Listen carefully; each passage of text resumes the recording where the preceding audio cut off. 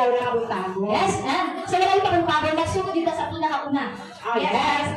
Well, bakit naman ito? Kaya grade 1, grade 2, and grade 3. Sila dyan ang mauna garo sa ating intervision. Yes, ladies and gentlemen, mga kasama, nalagay natin, magsigaw ng palakpakan ang ating grade 1, grade 2, and grade 3 teachers. Ayan, palakpakan!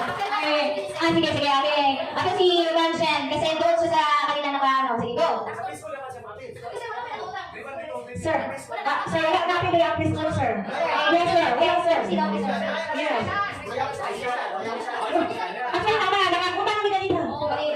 Yes. Iba pa lang mga kuwan, ganito. Hindi sila ulit na dito. Palakpakan natin sila. Sige. Well, actually, pag hindi na maglutan na nabutang nila sa grade 1, grade 1 lang, pero bitagan mo na mong chance. Pag mo gani, nakabalik ako dyan sa inyo ang gusto. Masa may nagwa ko? Masa may nagwa mo? Masa mabili mo sa inyo ma? Sige sa lang. Itong bago. Itong nain man.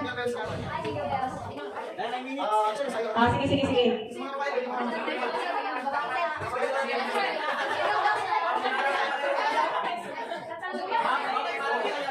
Okay, by the way, ay man yung sayaw kay Yaya ay kahit lang, lahi na sa master partner, kaya siya, hindi nila hinahin batong jingle bells, mga babae ang masayaw. Ay, hindi basta-basta. Dito na, ganito. Kaya siya, yaya lang yung papisan tayo natin. Go.